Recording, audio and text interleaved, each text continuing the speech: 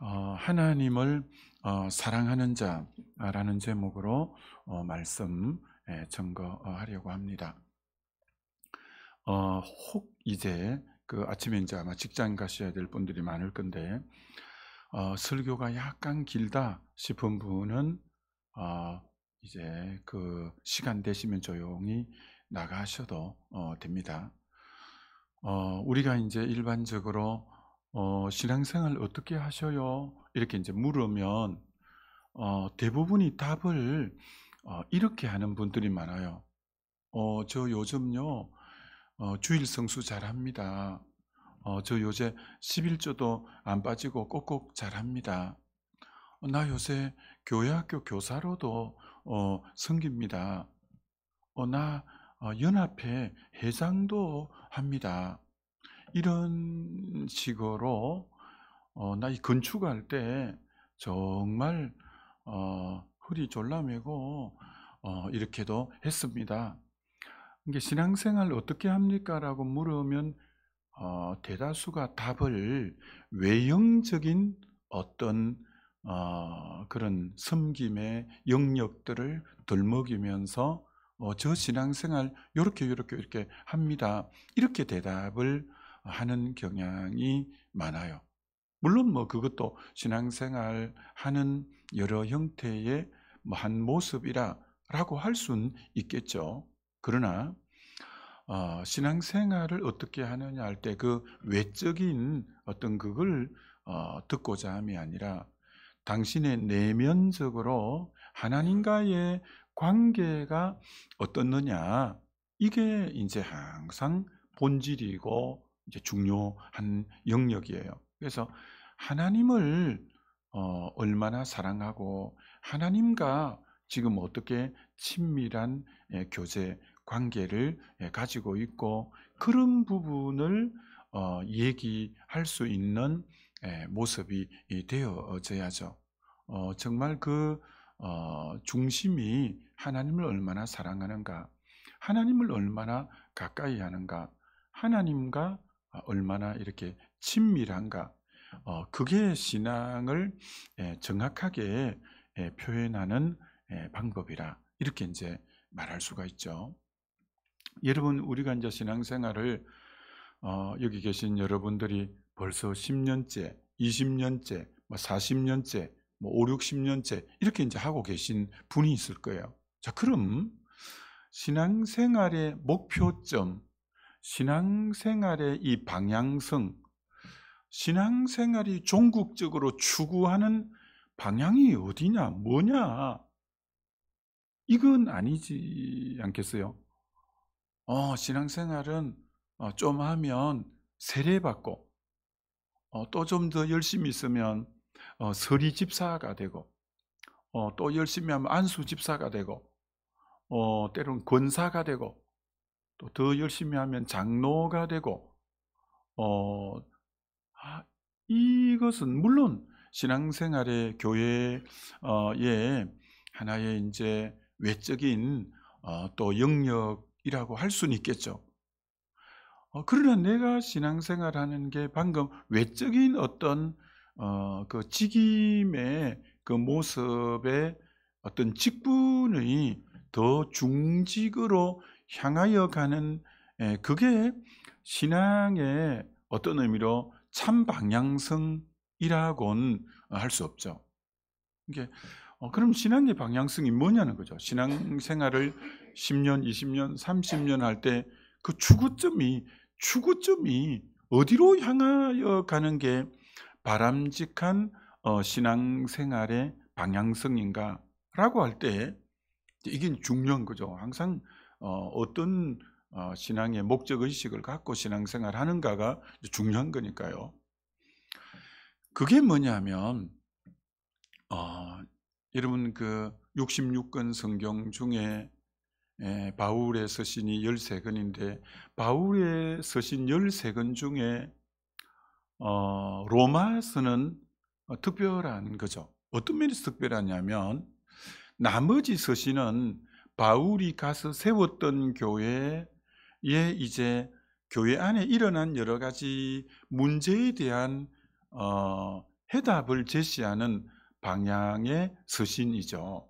고린도 교회가 1장에 바울파다, 게바파다, 아볼로파다, 그리스도파다 파가 나누어지고 그래서 어떻게 처방하고 교회 안에 음행의 문제가 있고 교회 안에 여러 가지 소송하는 문제가 있고 이런 문제를 어떻게 처리하는가 문제에 대한 해답으로 이렇게 제시하고 갈라디아 교회에 율법주의자들이 들어온 이 부분에 대해서 어떻게 하고 등등의 문제에 대한 해답으로 서신이 되어진데 로마서는 왜 특별하냐면 로마서는 바울이 세운 교회가 아니고 바울이 가보지 않는 곳이에요.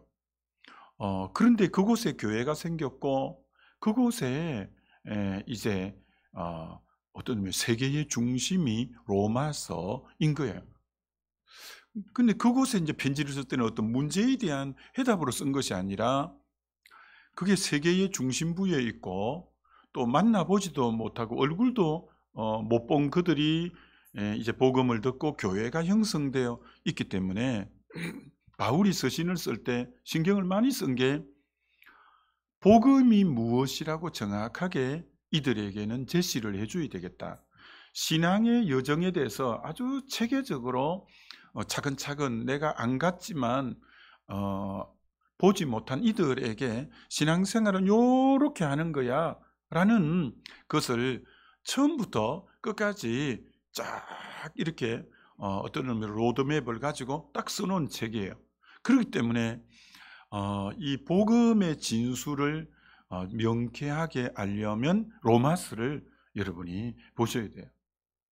이제 우리는 뭐 목회자니까 로마서 같은 이 중요한 책은 입력이 딱 돼야죠. 로마서 1장 1절로 16절까지가 이제 17절까지가 로마서 서론이에요. 서론. 그래서 서론 안에 핵심이 들어가 있는데 로마서의 핵심 구절은 1장 16, 17절 내가 복음을 부끄러워하지 않으니 이 복음은 모든 믿는 자에게 구원을 주시는 하나님의 능력이라 첫째는 유대인에게 또한 헬라인에게로다 복음에는 하나님의 의가 나타나서 믿음으로 믿음에 이르게 하나니 기록된 바 오직 나의 의는 믿음으로 말미암아 살리라 함과 같으니라. 이게 이제 로마서의 중심 구절이에요. 그리고 이제 로마서 본론은 로마서 1장 18절부터 시작이 되는데 이 편지의 수신자가 되는 로마 사람이 이방인이기 때문에 이방인이 왜 복음이 필요하냐라고 하면서 세 가지 이유 때문에 필요하다고 로마서 1장 18절부터 마지막 절까지 이방인들이 왜 복음이 필요하냐면 너희들이 죄인이다. 이게 죄에 대해서 쫙 설명해요. 죄 중에서 우상 숭배 또 남자가 남자로 더불어 부끄러운 일, 여자가 여자로 더불어 부끄러운 일 하는 윤리적 죄, 또 그들의 마음이 상실해서 하나님 두기를 싫어해서 하면서 31가지 죄를 지적하면서 이와 같이 행한 자는 사형에 해당한다. 그러 너희들은 그대로 있으면 죽는다. 그래서 이 복음이 필요하다라고 이제 이런 식으로 하는 거죠. 2장에는 디아스포라, 로마에 흩어진 유대인들에게 유대인 너희들이 율법을 자랑하지만 너희들이 그대로 범죄하고 표면적인 유대인이 아니라 이면적인 유대인이어야 유대인이고 표면적 할례가 아니라 할례는 마음의 할지니 라고 하면서 유대인의 죄에 대해서 3장은 유대인이나 헬라인이나 다 죄 아래에 있고 의인은 없나니 하나도 없고 모든 사람이 치우치 한 가지로 무익하게 되고 모든 사람이 죄를 범하였고 이게 죄에 대해서 너희들이 몽땅 죄인이다 라는 부분. 그래서 3장 중반부부터는 그럼 이 죄 문제를 죄라고 말하는 이유가 뭐냐? 로마 3장 19, 20절에서 율법은 의로워지라고 준 율법이 아니라 너희 죄를 깨닫게 하는 거다. 율법의 근거에서 너희들 모두가 다 죄인이다. 그럼 죄 문제를 어떻게 해결할 수 있냐? 바로 예수 그리스도로 말미암아 그의 구속으로 말미암아 하나님의 은혜로 값없이 의롭다함을 받는 예수님이 구속이라는 것은 값을 지불하고 되돌려 사준다. 너희들이 죄에 팔려간 너희들은 그저 구원할 수가 없고 값을 지불하고 되돌려 사야 되는데 죄에 팔려간 너희를 값으로 어떻게 사냐? 그 값이 그 뭐냐? 무슨 값으로 죄로 팔려간 너희들을 어떻게 해서 사낼 수가 있냐?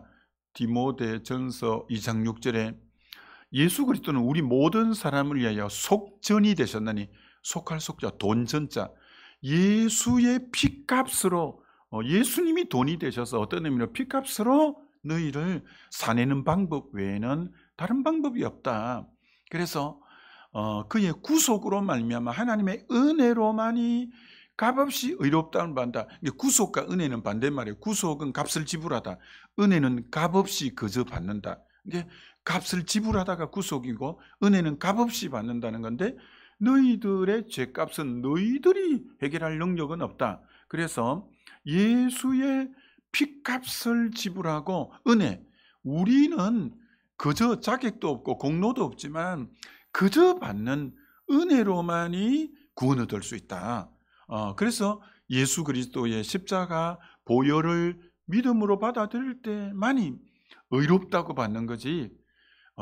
그러니까 우리가 뭐 의롭게 행해서 의로워지는 게 아니에요. 그래서 복음이 뭐라고 아까 1장 17절에 말하냐면, 복음에는 하나님의 의가 나타나서 복음이 곧 하나님의 의라고 말하는, 하나님의 의. 근데 복음은 이게 이제 로마서 10장에 가면 자기 의가 나와. 이 바리새인들이 율법을 행해서 의로워지려는 의를 이제 자기 의라고 해요. 여러분, 자기 의는 이사야 64장 6절에 인간의 의는 다 더러운 옷과 같아서 인간의 의로는 어려워질 수가 없어요. 오직 예수의 피값으로만이 그것을 믿을 때 의롭게 되는. 그래서 오를 의자가 양양자 밑에 나아자가 들어가 있는 게 오를 의자잖아요. 우리는 어린 양 예수의 피 아래 있을 때만이 의롭다고 하는 거지, 스스로 의로워질 수 없고 내가 율법을 지켜서 의롭게 될 육체가 없다고 성경은 말씀하는 거죠. 그래서 예수 믿어 의롭게 된다. 이게 로마서 3장과 4장이에요. 오늘 저녁에 다룰 내용은 예수 믿고 의롭게 됐는데 로마서 6장에 뭐가 나오느냐면 우리 옛사람이 나와요. 내가 예수 믿고 의롭게 됐는데 내 속에 왜 또 세상 사랑하는 마음이 스물스물 올라오고, 왜 또 자기 중심적이 또 되고, 이거 어떻게 이 옛사람 이거 어떻게 처리하는 거지? 이제 이걸 오늘 저녁에 이제 다룰 거고, 그래서 결국 옛사람대로 살면 로마서 7장 오라 나는 공고한 자로다, 이 사망의 몸에서 누가 나를 건져내려 하는 탄식밖에 안 나오는 거죠. 그래서 이 자 문제가 처리될 때 로마서 7장이, 로마서의 제일 탑장은 로마서 8장이에요. 8장에 가서 이제 그리스도 예수 안에 있는 자에게 결코 정죄하면 이는 생명의 성령의 법이 죄와 사망에서 너희를 해방했다. 이게 성령의 지배받는 삶만이, 이제 자아가 죽고 예수 피를 믿어 의롭게 됐고, 자아가 매일 죽고 그 안에 성령이 그를 통치하고 지배할 때만이 이제 바르게 사는 거예요. 그러니까 로마서는 교리적으로 어디까지가 정점이냐면 로마서 8장까지가 정점이에요. 그럼 9장, 10장, 11장은 이스라엘의 과거, 현재, 미래에 대해서 놓고 12장부터 16장까지는 이렇게 구원 얻어 성령의 지배받은 사람이 어떻게 생활로 살아가야 될 것인가에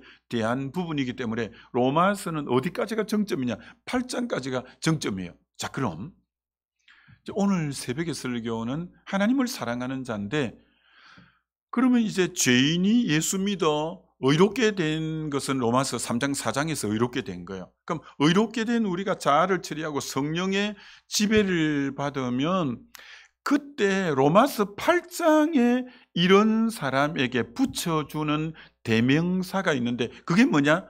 8장 오늘 28절에 하나님을 사랑하는 자, 그때 그에게 일컬어주는 호칭이 하나님을 사랑하는 자라고 하는 거예요.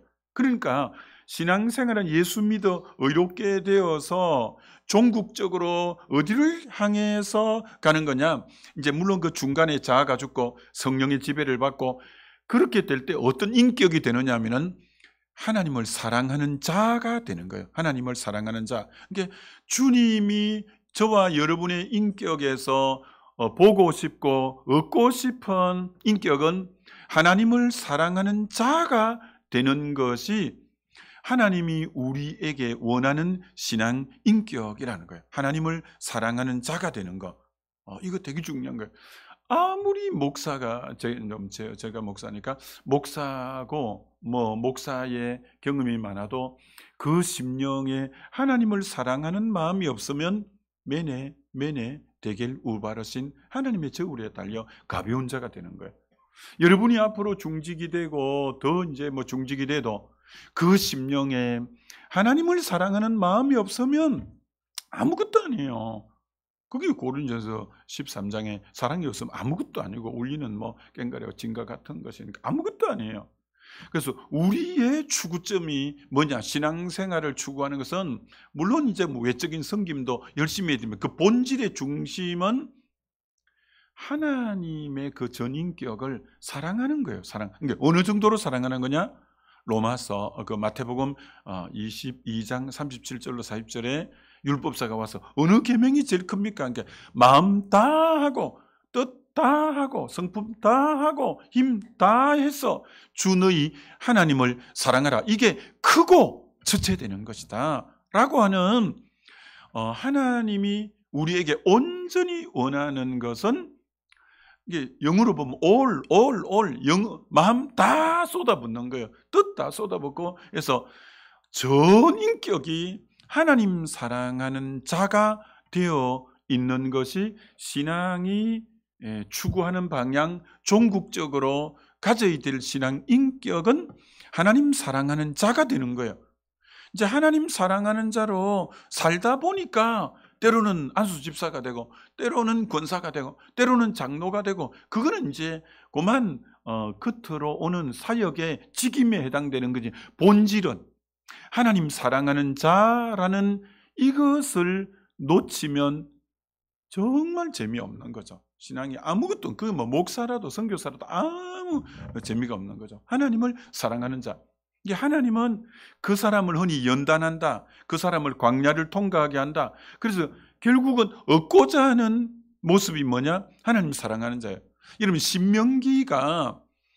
신명기를 주실 때 그 말씀의 위치가 어디냐면 광야 40년을 다 통과하고 나서 가나안 땅 들어가기 직전에 신명기를 주셨거든요. 신명, 다시 진짜 명령할 명자. 왜 다시 명령하느냐? 처음 율법을 이제 모세가 시내산에서 받아서 전한 주의 백성들은 광야에서 여호수아 갈렙 빼고는 다 죽은 거예요. 그리고 그 20살 이하의 사람들이 이제 가나안 땅을 들어가게 되는 거예요. 여호수아와 갈렙과 함께. 이들은 아직 율법을 정확하게 못 들었기 때문에 율법을 다시 명한다고 해서 신명기라고 하는 거예요. 그럼 신명기의 위치가 어디냐면 광야 40년을 다 통과했을 때예요. 그럼 신명기 주제가 뭐냐? 그게 바로 예수님이 신명기에서 인용한 거예요. 마음 다하고 뜻 다하고 성품 다해서 주 너희 하나님을 사랑하라. 이게 크고 첫째 되고 둘째는 이것이니 내 이웃을 내 몸처럼 사랑하라. 그러니까 광야를 다 통과했을 때 신명기의 핵심이 진짜 주고자 하는 말씀의 핵심은 마음 다하고 뜻 다하고 성품 다해 하나님 사랑하는. 그러니까 왜 광야 연단이 필요했냐? 결국 주님이 만드시고자 하는 신앙 인격의 방향성이 뭐였냐? 하나님 사랑하는 자 만들고자 한다는 거예요. 하나님 사랑하는 자. 여러분이 이 중심 놓치지 말아야 돼요. 이런 베드로를 우리 주님이 어부인 베드로를 부르잖아요. 마태복음 4장에서 부르는데 부를 때 이렇게 불러요. 영어 성경으로 보면 너무 참 언젠가 은혜가 됐는데 I will make you fishers of men. I will make you. 내가 너를 이렇게 만들 거야. will. 의지 미래를 쓰면서 I will make you. 내가 너를 이렇게 만들 거야. 이게 참 여러분 하나님은 완제품을 부르는 게 아니에요. 하나님은 완성된 인격을 부르는 게 아니에요. 너무나 어설프고 아직은 부족해도 주님이 I will make you. 너 이렇게 만들어 갈 거야 하고 부를 때는 굉장히 부족한 면도 많고 약한 면이 많지만 주님이 부르시는 거예요. 그러면 주님이 내가 너를 이렇게 사람 낚는 어부로 이렇게 만들어 가는데, 그럼 베드로의 주님이 맨 마지막 이 제자훈련 3년 제자훈련의 종강시험, 졸업시험이 뭐였냐면, 부활하신 주님이 마지막 제자에게 맨 마지막 물은 질문이, 너 이 모든 사람보다 나를 더 사랑하느냐? 라는, 요한복음 21장, 부활하신 주님이 디베레 바닷가에서 이 베드로를 3년 제자훈련 다 끝나고 마지막 종강시험이요, 제자훈련의 마지막 시험이, 너 이 모든 사람보다도 나를 더 사랑하니? 라는 사랑을 확인하는 거예요. 그러니까 주님이 만드시고자 하는 인격이 주님 사랑하는 자를 만든다는, 제자훈련에 종국적으로 주님이 그에게 원하는 인격이 주님 사랑하는 자라는 거예요. 사랑하는 자. 여러분이 이것이 신앙의 방향성이라는 걸 또렷하게 알아야 진짜 내가 힘써야 될 게 막 어디 이름 내고 큰 하는 것이 아니에요. 그죠? 정말 그 전인격이, 참 저분 하나님 사랑하는 자야. 저분 진짜 전인격이 하나님을 온 마음으로 사랑하는 자야. 그 하나면 족한 거예요. 그 하나면 족한 거예요. 자, 여러분, 아브라함을 하나님이 갈대아 우르 아버지가 데라가 우상 만드는 그 일을 돕고 있는 아브라함을 불러내잖아요. 근데 어떻게 갈대아에서 해신과 달신을 섬기는 그를 불러냈는데 어떻게 아브라함이 선뜻 따라 나갔을까요? 하나님은 부를 때 아무나 안 부릅니다. 여러분, 해신과 달신을 갈대아 사람이 섬겼는데요, 해신과 달신을 섬기는 목적이 뭐냐면은, 해신과 달신은 장수의 신이고 다산의 신이에요. 장수의 신이고 다산의 신이에요. 근데 다산의 신을 조상 때부터 그렇게 섬겼는데도 아브라함에게는 아기가 없는 거예요. 다산의 신을 아무리 섬겨도. 그리고 장수의 신을 아무리 섬겨도 자기 집에 누구를 데려와서 하냐면 조카 롯을 아브라함이 키우잖아요. 왜? 그 아버지 어머니가 일찍 돌아가셨기 때문에 그래요. 그래서 그 집안은 아무리 달신과 해신을 섬겨도 장수도 못하고 다산도 못하는 거예요. 그래서 늘 마음이 우상을 섬겨도 허했어요. 늘 허했어요. 그런데 이제 하나님이 그 마음이, 심령이 가난한 그에게 딱 나타난 거예요. 그래서 너 본토 친척 아비 집을 떠나 내가 너에게 지시할 땅으로 가라 할 때 딱 일어설 수 있었던 게, 그 심령이 굉장히 가난한 상태였던 아브라함을 하나님이 불렀어요. 자, 그래서 아브라함이 75세 혈연, 지연, 학예를 다 떠나서 말씀 한 줄에 인생을 걸고 나가잖아요. 말씀을 따라갔고, 이게 창세기 12장 4절에 말씀에 자기 인생을 걸고 따라 나선 거예요. 자, 그렇게 하나님을 의지하고 따라 나갔던 이 아브라함의 마지막 이제 시험이, 아브라함의 삶의 가장 클라이막스가 창세기 22장, 너 사랑하는 독자 이삭을 모리아산에 번제로 드리라. 아니, 그 25년 동안 기도하고 얻은 아들인데, 100살 때 얻은 아들인데, 그 아들이 어떤 아들인데 그 아들을 그만 선교사로 보내라 이래도 막 할까 말까인데, 태울 번자, 태워서 바치래요. 태워서 바치래요. 이런 번제는 원래 어떻게 사실 바치는 거냐면, 각을 짐승에 각을 뜨는 거예요. 각은 짐승의 각은 어떻게 뜨냐? 목을 끊고, 짐승의 목을, 양의 목을 끊고, 팔다리를 이제 그 네 다리를 다 끊고 내장을 갈라서 내장을 꺼내서 안에 있는 오물을 다 씻고 깨끗하게 씻어서, 그러니까 완전히 목 끊고 네 다리 다 끊고 내장 갈라서 다 씻어서 깨끗하게 해서 태워 바치는 의식이 번제라는 거예요. 번제. 근데 그 아들을 번제로 바치래. 그것도 여러 아들이 아니라 그 아들밖에 없는데. 그럼 여러분 같았으면 뭐 정말 어떻게 하겠어요? 하나님 진짜 뭐 주실 때는 언제고 어떻게 또 이럴 수가 있습니까? 하면서 뭐 못한다 했을 건데, 근데 아브라함이 지난날 한번 큰 어려움을 겪을 때 누구 말 듣고 어려움을 겪었냐면, 사라가 몸종 하가를 통해서 아기를 낳자는 그 말 따라 하다가 13년 동안 이스마엘을 낳으니 아브라함이 86세라. 그게 창세기 16장 맨 끝절인데 17장 1절에 아브라함 99세 때 13년간 하나님 침묵했어요.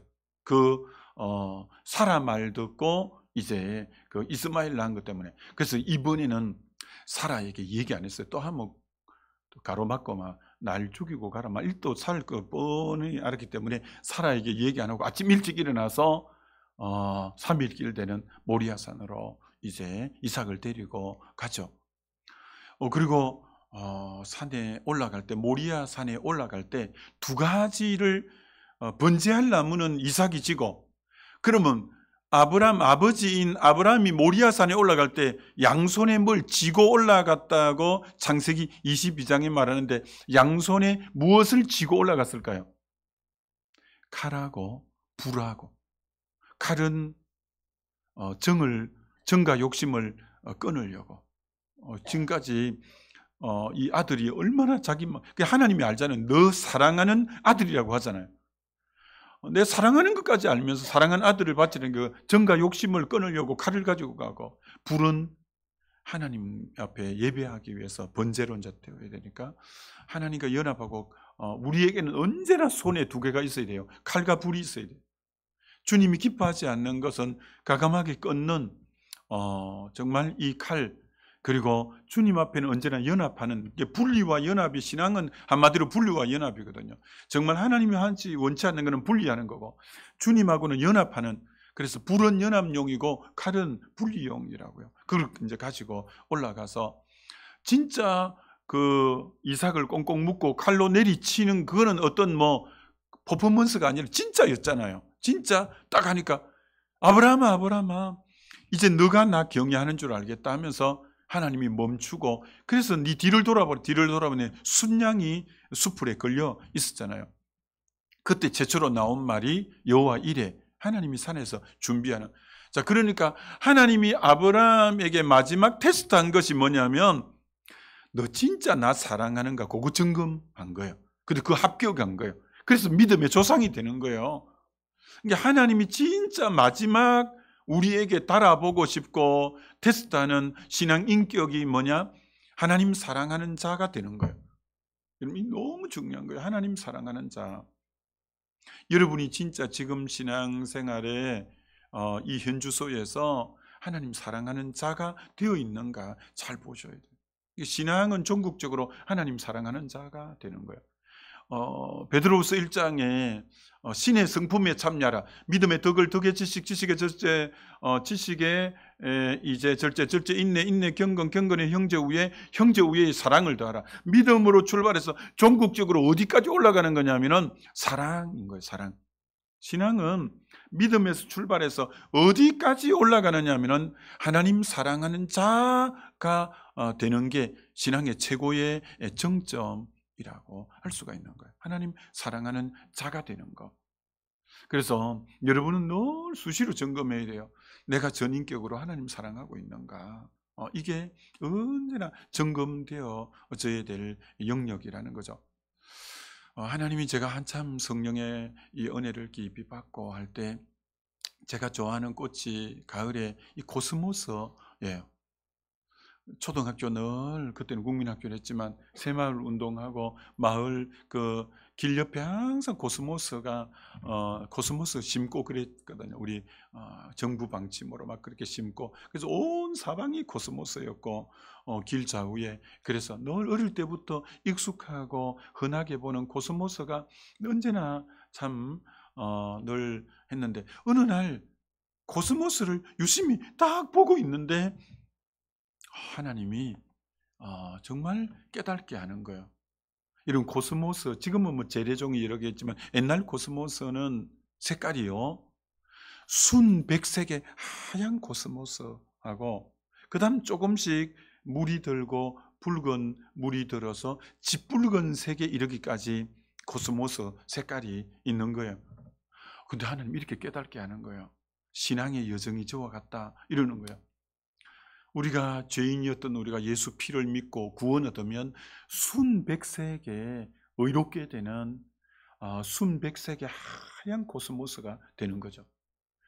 이제 예수를 믿고 의롭게 되고 주님이 내 안에 내주하신 거죠. 그때 예수 이제 영접했으니까. 그러면서 내 안에 내주하신 예수님은 나와 인격적인 이제 교제, 사귐, 너희를 불러 교제케 하시는 하나님은 미쁘시도다라고 한 고린전서 1장 9절처럼 우리를 부르신 목적이 교제하려고 불렀다고 했거든요. 그래서 이제 예수를 영접하고 난 뒤부터 주님과 교제하는 거죠. 계속 교제하면서 정이 들고 사랑이 들면서 내 영에 조금씩 사랑의 붉은 물이 들어가기 시작해서 어디까지 들어가냐? 짙붉은색까지, 이제 온 마음으로 사랑하는 데까지 이르는 게 우리 신앙 여정이죠. 그래서 여러분은 그런 측면에서 여러분이 코스모스라고 생각할 때 순백색에서 짙붉은색 그 가운데 연분홍에서 조금씩 이제 붉어져 가는 여정에서 야, 나의 신앙을 표현해 보라면 야, 난 얼마나 붉은 물이 주님을 사랑하는 물이 들었을까? 그게 여러분의 지금 어떤 의미로 참 모습이다. 이렇게도 말할 수 있는 거죠. 이런 정말 주님이 베드로를 부활하신 디베레 바닷가에서 만날 때 이 질문을 하시잖아요. 너가 나를 사랑하느냐? 이렇게 물으셔요. 근데 신약 성경이 여러분이 알다시피 헬라어로 기록됐잖아요. 헬라어의 현재형은 계속과 반복을 나타낼 때 현재형을 쓰는 거예요. 그래서 베드로에게 너 나를 사랑하느냐라고 묻는 것은 현재형으로 썼다는 말은 무슨 말이냐? 계속 주님이 묻고 반복적으로 묻는 거예요. 또 다음에 만나면 너 나 사랑하니? 또 다음에 만났을 때도 주님이 묻는 것은 또 일관적이에요. 너 나 사랑하니? 그래서 우리는 집사 때도 주님이 물을 때 너 나 사랑하냐? 이렇게 묻고, 그 다음 이제 안수 집사 때도 너 나 사랑하니? 항상 현재형으로 물어요. 그리고 장로가 됐을 때도 너 나 사랑하니? 목사가 됐을 때도 너 나 사랑하니? 여러분이 언제나 너 나 사랑하느냐라고 현재형으로 묻는 주님 앞에 제가 주님을 사랑하는 줄 주께서 아십니다라고 대답할 수 있다면 여러분은 지금 건강한 신앙생활을 하고 있는 분이라고 말할 수 있는 거죠. 그런데 만약에 그 반대로 얘기를 하는 분들이 굉장히 많거든요. 너 나 사랑하느냐의 반대말이 뭘까요? 주님이 너 나 사랑하니? 라고 물었는데 대답을 이렇게 하는 분이 얼마나 많은지 아세요? 이 중에도 분명히 있을 거예요.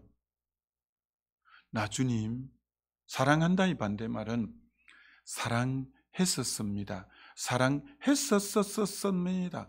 이게 과거형으로 말하는 거라. 나 옛날에 사랑 진짜 했는데 주님, 옛날에 진짜 열심히 했는데, 옛날에 진짜 내가 막 했는데, 이게 제일 주님이 서글프게 생각하는 건 사랑을 과거형으로 고백하는 걸 제일 서글프게 생각하는 거죠.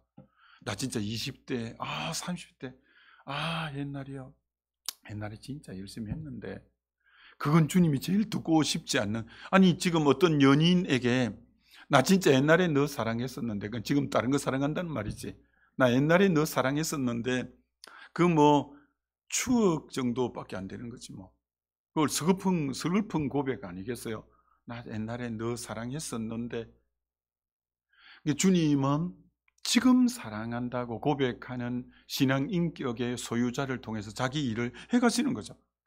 주님이 자기 일을 사랑한다니까 내 양을 먹이라 내 양을 치라. 주님이 오늘도 자기 일을 해가시는 딱 하나의 사람은 그때 직분이 아니라 현재형으로 고백할 수 있는 사람. 저 주님 마음 다하고 뜻 다하고 성품 다하고 힘 다해서 주님 사랑합니다. 그 고백이 현재형으로 되는 사람을 통해서 오늘도 열방 가운데 하나님의 일은 진행되고 있는 거예요. 너무 중요한 거예요. 너무 중요한 거예요. 자, 그럼 하나님 저 이거 일찍 깨우쳐 주셨어요. 그래서 제가 신앙의 구심점이 이거구나. 라고 깨닫고 지금까지 주님 붙잡고 달려가고 앞으로도 뭐 이 중심으로 달려갈 건데, 자, 그런데 그럼 주님 사랑하면 어떻게 되냐? 주님 사랑하면 어떻게 되냐? 어떻게 되냐면 오늘 읽은 본문이 로마서 8장 28절인데, 하나님을 사랑하는 자, 곧 그 뜻대로 부르심을 입은 자에게는 모든 것이 합력해 선을 이룬다. 이 구절이 세계 모든 그리스도인이 가장 사랑하는 성경 구절 할 때 탑 10, 탑 5에 들어가는 성경 구절이라고 언제 한번 나온 적이 있어요. 그 구절 중에 하나가 로마서 8장 28절을 사람들이 너무너무 사랑하는 거라. 왜? 합력해. 모든 게 합력해 선을 이룬다니까. 사실 그게 조건절인데, 하나님을 사랑하는 자에게는 모든 일이 일어나도 그게 합력해 선으로 기결된다는 거예요. 여러분, 이 구절이 조건절이라는 걸 분명히 아셔야 돼요. 하나님을 사랑하는 자, 여러분이 하나님을 사랑한다고 현쟁으로 고백만 할 수만 있다면 내게 일어나는 이 광야 같은 세상에 뭐 참 얼마나 업다운이 심합니까? 근데 그 모든 일을 걱정할 필요가 없는 것은 합력해 선으로 기결되는 거예요. 자, 그렇기 때문에 중요한 것은 여러분이 우리가 살 때 이 땅이 지금 진짜 뭐 강야라서 한치 앞을 우리가 알 수가 없고 어떤 일이 어떻게 벌어질지 아무도 모르는 우리잖아요. 그런데 여러분, 걱정할 게 없는 것이 어떤 일이 일어날 변수는 이 땅이 광야라서 많지만 여러분이 하나를 지킬 수가 있는 게 내 전인격으로 하나님 사랑하는 것은 여러분이 할 수 있는 거거든요. 하나님을 사랑하기만 하면 동남풍이 불든 북서풍이 불든 그거는 내가 어떻게 할 영역이 아니잖아요. 근데 그 모든 것은 내가 하나님을 온전히 사랑할 때 결국은 합력해 선이 되는 방향으로 기결되어지는 줄 믿습니다. 이건 너무 귀한 거예요. 너무 귀한 거예요. 이번에 저도 홍역을 좀 치렀잖아요. 근데 이런 문제가 일어났을 때 문제 속으로 들어가면 문제에 함몰돼요.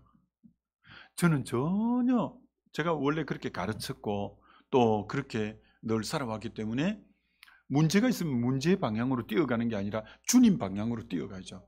내 주님과 더 친밀하게 교제하고 내 주님과 더 사랑하고 내 주님과 더 연합하고 주님을 온 마음으로 사랑하면 반드시 이 문제는 합력해 선이 되는 결과로 기결될 거다. 할렐루야. 이게 여러분에게도 마찬가지예요. 자녀에게 건강에, 또 여러분의 뭐 여러 사업의 건강에, 여러 경제적으로 어떤 유의 문제가 있더라도 여러분이 문제가 일어날 때 대부분의 사람들이 문제 속으로 뛰어 들어가려고 해요. 왜? 문제가 막 급하게 일어났으니까 문제 해결을 해야 되니까. 그러면 문제는 더 꼬이고 더 혼돈스러워져. 문제가 일어났다. 어떻게 하면 하나님 사랑에 내가 지금 틈이 나 있는 것은 없는가? 하나님 사랑보다도 더 마음에 염두에 두고 있는 게 없는가? 지금 내가 하나님 사랑을 점검하는 게 중요한 거예요. 하나님 사랑을. 그래서 하나님 사랑하는 데에 정확하게 딱 정립이 되면 결국은 합력해 선이 되는 모습으로 기결되는 줄 믿습니다. 굉장히 중요한 원리예요. 여러분, 이거 앞으로 평생 이 중심 바로 잡아야 돼요. 그러니까 여러 가지 세상 속에 일어나는 일은 내가 못할 수는 없어. 그러나 내가 하나님 사랑하는 데 몰입하면 그 모든 일들은 결국은 합력해 선이 된다. 이 원칙을 갖고 하나님 사랑하는 데 여러분이 집중하게 되시기를 주의 이름으로 축원합니다. 그리고 하나님 사랑하면 두 번째 어떻게 되냐면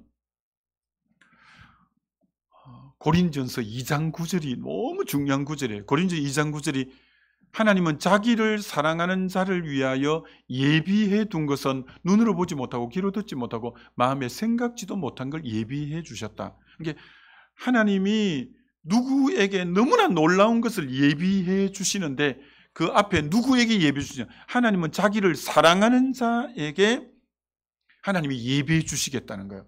하나님이 자기를 사랑하는 자. 그럼 오늘 저와 여러분이 제일 원하는 게 뭐냐?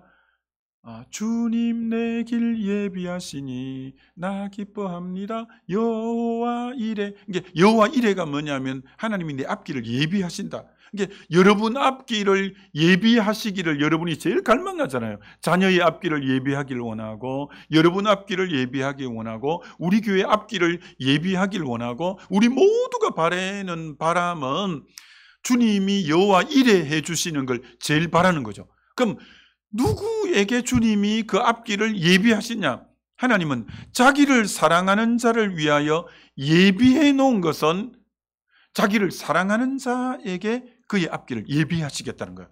이거 너무 할렐루야죠. 너무 할렐루야죠. 그래서 여러분이 힘쓸 것은 하나님 사랑하는 거예요.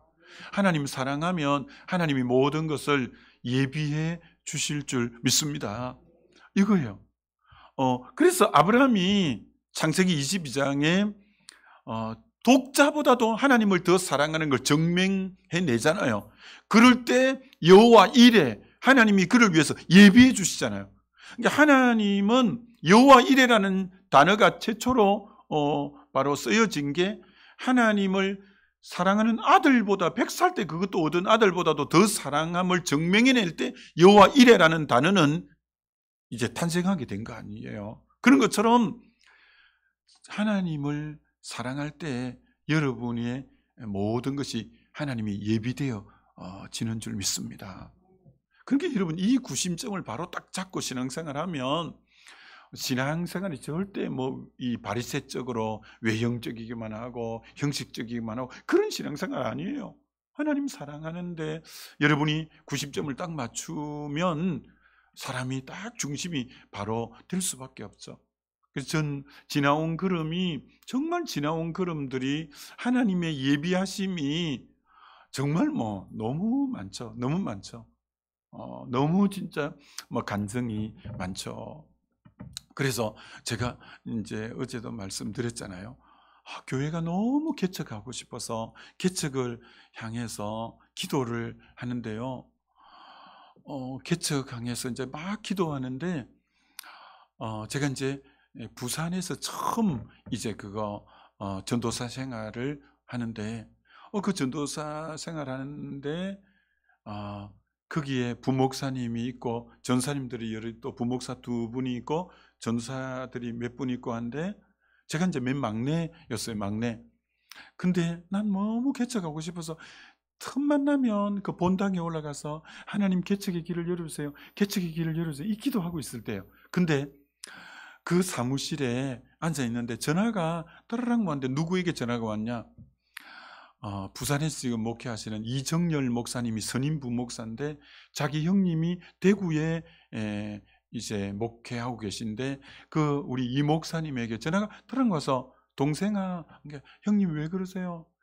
여기 경북 지역에 개척할 길이 하나 있는데 개척할 그 계획이 있는데 동생 너 개척해 보지 않을래? 이제 전화가 다 들리는 거 옆에 앉아 있으니까 이게 이정열 목사님이 형 나 개척 안 하고 싶어. 개척 안 할 거야 이러는 거야.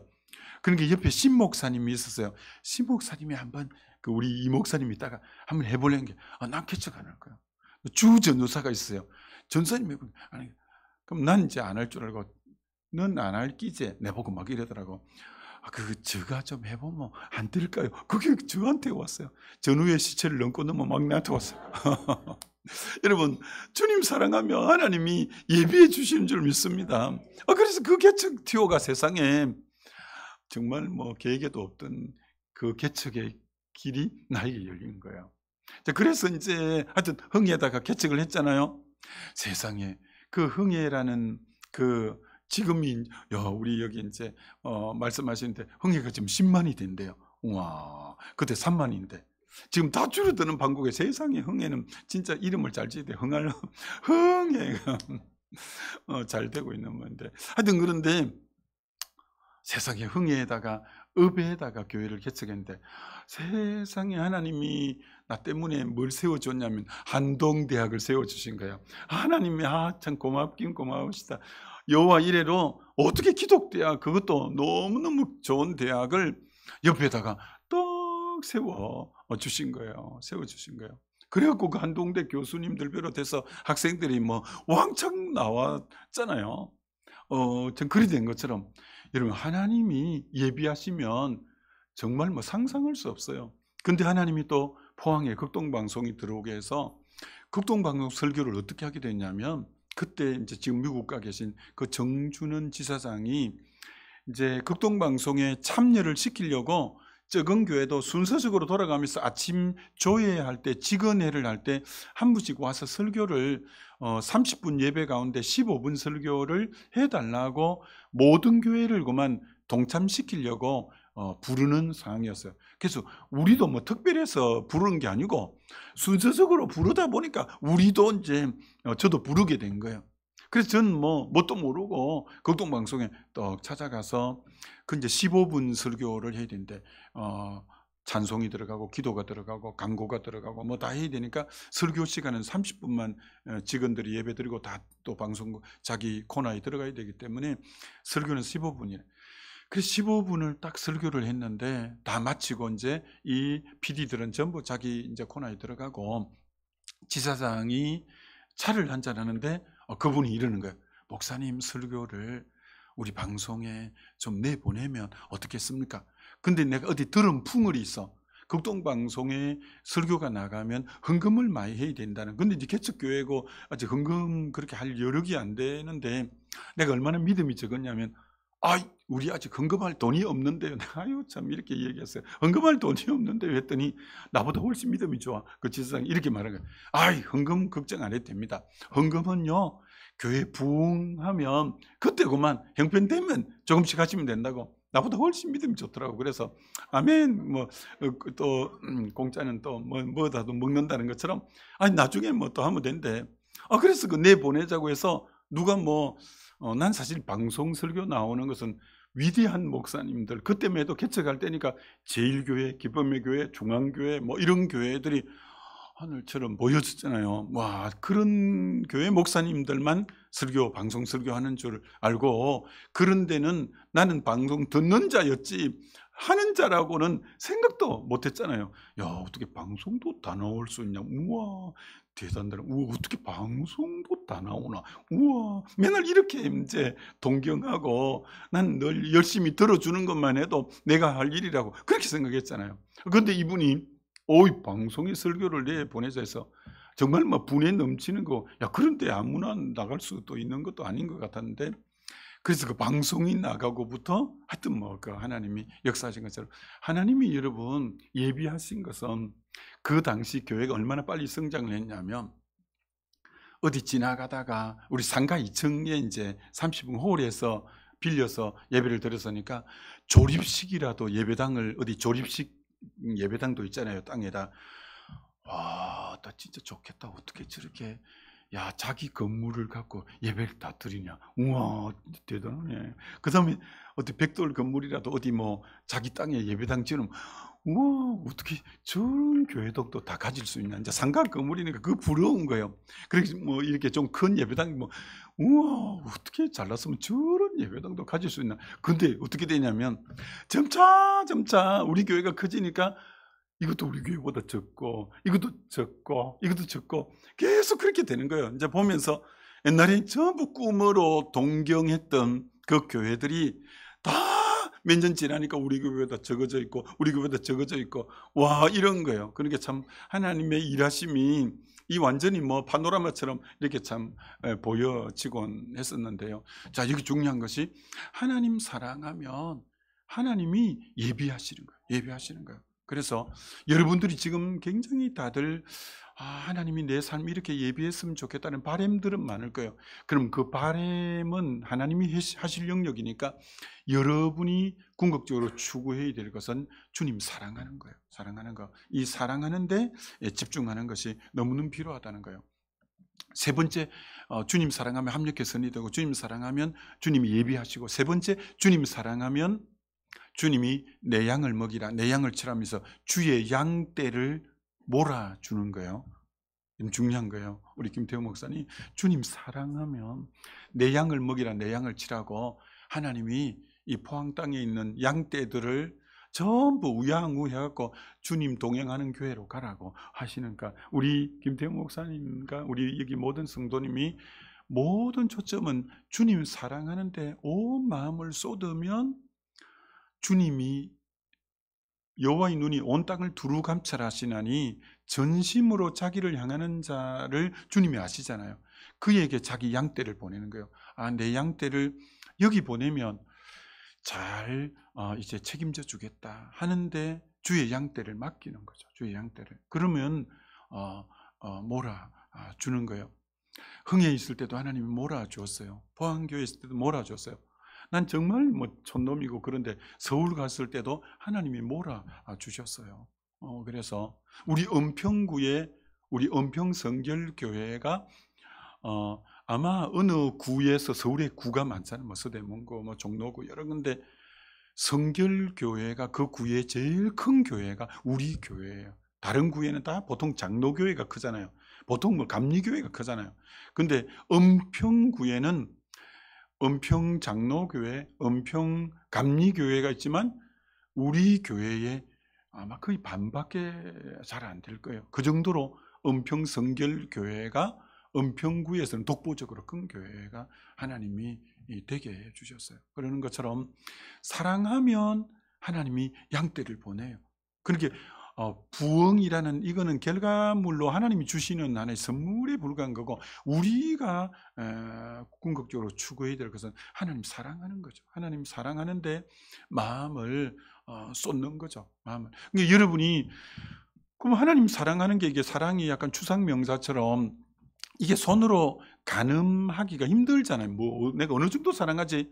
근데 우리 주님은 절대 어리석은 분이 아니잖아요. 마태복음 10장에 이렇게 말하잖아요. 나보다 자녀를 더 사랑하는 자는 내게 합당치 않고 나보다 부모를 더 사랑하는 자는 내게 합당치 않고 여러분이 하나님 사랑하는가를 쉽게 점검하는 게 자녀보다 진짜 하나님 더 사랑하냐 그건 쉽게 비교가 되잖아요. 그리고 부모보다 하나님 더 의지하고 사랑하냐 그건 쉽게 비교가 되잖아요. 처자를 나보다 더 사랑하는 게 내 아내 부부보다 하나님 더 사랑하는가. 우리 하나님은 다른 건 몰라도 질투하는 하나님이라서 사랑을 빼앗기는 것만큼은 못 견디 하시는 분이에요. 여러분 하나님이 속이 좁습니다. 하나님이 사랑만큼은 절대 남에게 양보 안 해요. 나보다 더 사랑하는 거 있으면 하나님 못 견디 하시는 분이에요. 아이고 막 뒤끝이 굉장히 있는 분이에요. 하나님이 다른 건 다 봐줘도요 자기보다 더 사랑하는 요것은 못 견디 하시는 분이에요. 여러분이 하나님은 자기보다 더 사랑하면 그게 우상이 되거든요. 우상은 하나님 반드시 칩니다. 여러분 엘리가 사무엘상 2장에 이렇게 분명히 나옵니다. 너가 너 자식을 나보다 더 사랑하여. 엘리의 두 아들 홈리 비나스는 전쟁에 나가서 한참에 다 죽습니다. 여러분이 자녀를 진짜 사랑한다면 하나님을 더 사랑해야 자녀를 사랑하는 거예요. 여러분이 아무리 자녀 사랑해도 자녀를 하나님보다 더 생각하는 것은 그거 아니에요. 그러니까 여러분이 하나님 사랑하는 것은 비교해 보면 돼. 진짜 자녀보다 하나님 더 많이 생각하냐? 정말 부모보다 더, 아내보다, 남편보다 더 하나님 더 생각하고 사랑하냐? 라고 비교해 보셔요. 그래서 정말 하나님 사랑하는 인격이 되는 게 너무 하나님이 원하시는 부분이 있다라는 거예요. 그러니까 이제 마무리해 볼게요. 그럼 문제는 어떻게 하나님을 구체적으로 사랑할 수 있냐? 어떻게 하나님을 사랑할 수 있냐라는 거예요. 어떻게 그러면 마지막 하나님 어떻게 사랑을 할 수 있냐? 자, 여러분 사랑하는 것은 어렵지 않아요. 하나님도 인격이 우리도 인격 대 인격의 사랑을 하는 것처럼 부부도 부모 자녀도 사람도 다 인격 대 인격이잖아요. 짐승이나 어떤 물건하고는 인격적인 사랑은 안 되잖아요. 그러니까 인격적인 사랑은 뭐냐면 여러분이 진짜 사랑은 둘만의 시간을 갖고 싶은 거예요. 진짜 사랑은 여러분이 하나님을 사랑한다면서 이 대중 예배 전부 같이 드리는 이 공예배 속에서 하나님 사랑해요, 하나님 사랑해요.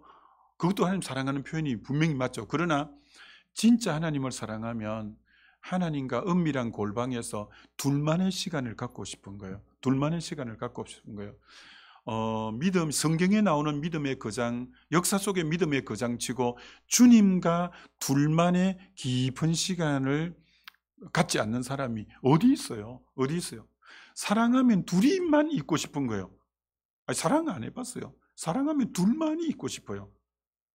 보통 때는 뭐 같이 있고 싶어요. 그러나 진짜 더 사랑하는 사람은 둘이고만 있어서 주거니 받거니 하고 마음과 마음이 연하여지고 둘이 있고 싶은 것처럼, 어떻게 하나님 사랑한다면서 언제나 공예배 때만 나와서 막 손도 들고 눈물도 흘리고 그래서 사랑하는 게 좀 알긴 알겠는데 주님 앞에 개인적 시간을 전혀 안 내주는 거예요. 예수님은 성육신 하신, 육을 입으신 이유가 피 흘리시기 위해서 성육신도 하셨지만 신앙생활은 이렇게 하는 거야 라는 모범이, 모델이 되기 주기 위해서 인간의 모습으로 먼저 걸어가셨잖아요. 이게 주님이 하시는 신앙생활의 모습을 보면 저렇게 하면 하나님 사랑하겠구나. 이게 예수님이 어떻게 사랑하냐, 예수님이 12제자와 동거동락을 하니까 같이 잠이 들었는데 맨날 새벽에 보면 허전한 거 보니까 옆에 안 계셔. 어디 가셨지? 새벽 오히려 미명의 한적한 곳에 가서 아버지와 독대의 시간을 갖는 거예요. 그래서 제자들이 그걸 보고야 나중에 우리에게도 기도를 가르쳐 달라고 이제 한 것처럼, 예수님이 하나님 사랑하는 것은 언제나 조용한 데 나가셔서 아버지와의 둘만의 시간을 가지면서 아버지하고 늘, 그게 하루의 사역의 방향성이고 기름 부음을 받는 시간이고 주의 음성을 듣는 시간이고 그러잖아요. 어떻게 주님 사랑한다면서 여러분이 조용한 시간 주님에게 온 마음을 드리고 찬양하고 이런 시간이 없이 주님 사랑한다고 하겠어요? 하나님은 저에게 이 부분을 제가 이제 성령 받고 했을 때 일찍 눈뜨게 해주셨어요. 그래서 저는 정말 주님과 둘만의 시간을 많이 가졌어요. 개척할 때니까 털털거리는 중고 봉고차 이제 사가지고 저 한적한 빈 들판에 혼자 있으면서 눈발이 날리니까 사람들이 들에 잘 나오지도 않잖아요. 추우니까. 그때 봉고차 저 논둑 가운데 혼자 세워놓고 누구에게도 방해받지 않는 그 시간에 하나님 앞에 찬양하고 하나님 앞에 기도하고, 그래서 제가 흥에 있는 산에 눈물을 뿌리지 않는 산이 없다는 것처럼 늘 산에 조용히 올라가서 늘 둘만의 시간 참 하나님하고 많이 가졌죠. 그걸 이제 다른 말로 빈 들판의 시간을, 주님이 빈들로 가서 빈 들판에서 늘 주님과 교제하는 시간 참 많이 가졌습니다. 그래서 하나님이 언젠가 저에게 너무나 뚜렷하게 말씀 주셨어요. 너 사람하고 늘 카페에 북적거리는데 늘 있을 수 있고, 너 TV 앞에 있을 수 있고, 늘 여러 사람 앞에서 너 그렇게 있을 수 있지만 늘 시간을 떼어서 나에게 늘 주님 사랑해서, 주님 그리워서, 주님 사모해서 나와서 주님과 은밀하게 교제 나누는 저를 보고 주님이 이렇게 말씀하는 거예요. 너가 그 번거로운 시간 가질 수 있음에도 시간을 뚝 떼어 빈들판의 시간을 너가 늘 갖는 너는, 그런 시간을 갖는 너에게 앞으로 황량한 바람이 부는 빈들판의 일들은 너에게 일어나지 않겠다. 이런 너무나 확신을 주시는 거예요. 여러분이 미리 조용한 황량한 바람이 불고 아무도 찾지 않는 빈들판에 잠잠, 그게 물론 환경적으로 꼭 빈들판이라고 해서 바깥에 들러 나가라는 것보다 그게 예배당일 수 있고, 또 모두가 잠든 거실일 수 있고 작은 방일 수도 있고 여러분만이 가질 수 있는 그런 장소면 되겠죠.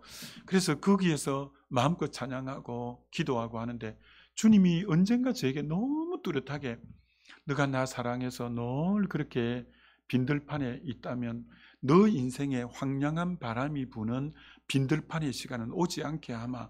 그래서 이번에 사실 황량한 바람이 조금 몇 개월 불었는데 제가 걱정 안 했어요. 왜? 하나님 분명히 약속하셨기 때문에 이 황량한 바람 쉽게 멎을 거다. 내가 주님 사랑하면 너 인생에 황량한 바람이 부는 빈들판은 오지 않게 하마라는 말씀 주셨기 때문에 그렇게 사실 심각하게 생각 안 했어요. 그런 것처럼 여러분이 굉장히 중요해요. 저는 기도를 그때 깊은 기도를 배운 거예요. 아마 뭐 옛날부터 같이 신앙생활하는 분들 잘 알겠지만 제가 이제 그렇게 빈들판에 나가서 그럼 맨 먼저 하는 일이 뭐냐면 찬송하는 일이에요. 여러분 찬송이 뭐예요? 찬송의 정의는 하나님을 높이는 행위인데 하나님의 무엇을 높이느냐 하면은 하나님의 성품을 높이고 하나님의 성품이 거룩하고 사랑이 많고 또 뭐 인자하고 이렇게 하나님의 성품이 많죠. 하나님의 성품과 하나님의 하신 일들과 이런 일들을 높여드리는 행위가 이제 찬송이잖아요.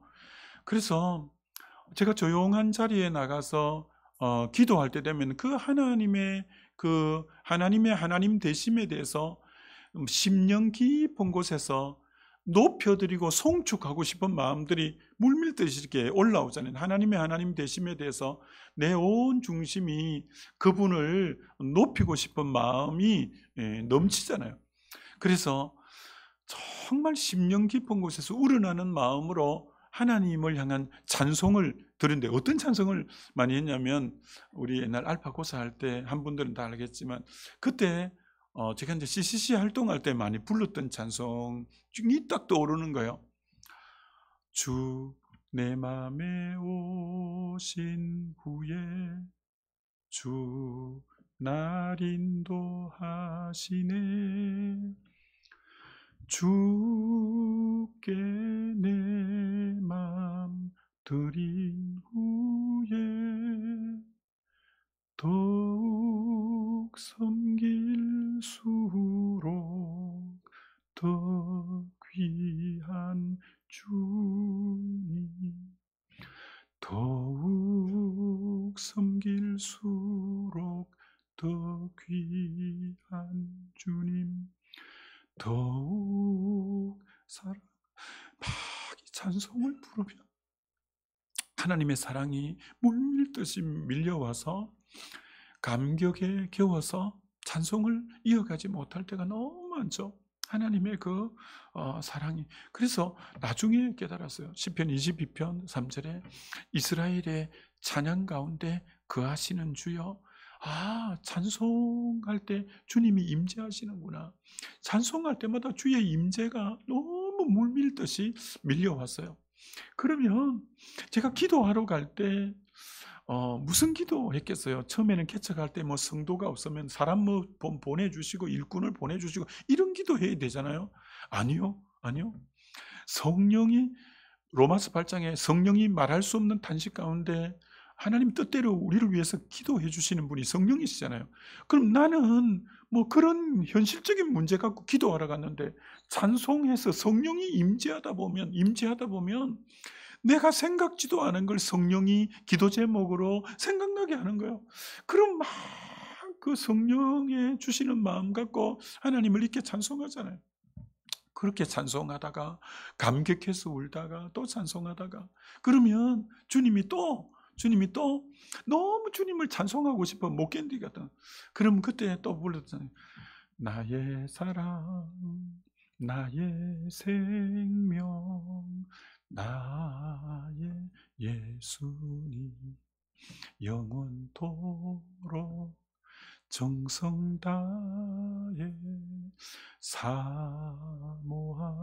사모합니다. 나의 힘 대신 여호와여 내가 사랑합니다. 영원토록 정성 다해 사랑합니다.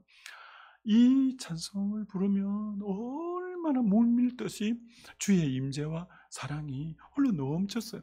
근데 주님의 성령이 얼마나 민감하시냐면 제가 때로는 염려가 있고 걱정이 있어서 또 빈들판에 나가 또 가면 주님이 찬송부터 다르게 주시는 거예요. 어떤 찬송 주냐? 염려가 있어서 찬송하러 나가면 살아계신 주 나의 참된 소망 걱정 근심 전혀 없네. 아니, 걱정 근심 있어 지금 나갔는데 주님이 그 찬송을 주시는 거예요. 이게 성령이 얼마나 민감한지 몰라요. 거기에 맞는 찬송을 주시는 거예요. 그럼 뭐 기도 응답 받기도 전에 찬송의 응답이 바로 오는 거예요. 그러면서 그 주님과의 골방의 시간을 통해서 그러면 주님과 나는 주님 안에 주님은 내 안에 이 연합이 자연스럽게 되는 거예요. 그 요한복음에 너가 내 안에 내가 너 안에라는 주님과 나와의 일치된 삶이 이 찬송 안에 주님 안에 잠길 때 완전히 연합이 되는 거죠. 그럼 주님과 영적으로 일치되고 연합되고 주의 사랑 안에 잠기고, 그러니 정말 이 빈들판을 시간을 통해서 내 주님과 둘만의 깊은 시간들을 통해서 참 주의 사랑을 늘 고백해가고 늘 감격해하고 그 사랑에 겨워서 늘 눈물 짓고, 서러워서 눈물 지은 거 아니에요. 뭐가 부족해서 뭐 원통스러워서 하는 게 아니라 그 사랑 때문에 늘 울고 참 그렇게 지내온 것 같아요. 그래서 여러분, 주님 사랑하는 게 너무 행복한 거죠. 여러분, 주님 이제 오실 거잖아요. 여러분 안 오셔요. 주님 이제 오시는데 어떤 모습으로 오신다 했냐면 이런 모습으로 오신댔어요. 보라 신랑이로다, 이렇게 오신다고 마태복음 25장에 보라 신랑이로다 하면 기름 예비한 처녀들이, 우리는 다 교회를 처녀라고 하죠. 처녀들이 가서 맞이하는데, 그럼 신랑을 맞이하는 날이에요. 신랑, 주님 재림에서 우리 주님 만날 거잖아요. 주님 이제 어떤 면 들림 받고 영원한 천국에 들어갈 건데, 그 주님 어떻게 만나냐면 신랑과 신부로 만나는 거예요. 그럼 신랑과 신부의 핵심은, 자, 신부의 1번 돈이 많아야 된다, 2번 얼굴이 이뻐야 된다, 3번 사랑이 많아야 된다 할 때 사랑이지 않겠어요? 돈은 많은데 냉랭하고. 그래도 요새 돈을 택하는 사람이 있겠지만 하여튼 주님을 신랑이로다, 주님이 재림할 때 신랑으로 오실 건데, 신부된 교회, 처녀된 교회는 그를 향하여 신랑을 예비하는, 우리가 갖춰야 될 유일한 것은 신랑을 온 마음으로 사랑하는 마음이지 뭐 다른 어떤 것이 아니라. 그래서 하나님 사랑하는 자가 주님이 원하는 제일 핵심이라는 거죠. 신앙의 핵심이라는 거죠. 그래서 여러분이 주님 사랑하는 자, 이것이 신앙의 핵심이라는 거예요. 아무쪼록 우리 동행하는 교회가 주님 사랑하는 자가 되어서 여기에 온 초점을 맞추고 길 간다면 앞으로 정말 우리 주님의 동행하는 교회는 정말 귀한 교회, 하나님의 임재가 가득한 교회 되어질 줄 믿습니다. 우리 기도하겠습니다. 이 시간 기도할 때, 오늘 저녁에 오실 때는 또 주변의 분들도 좀 모시고 오실 수 있는 분들은 또 모시고 오시면 좋겠죠.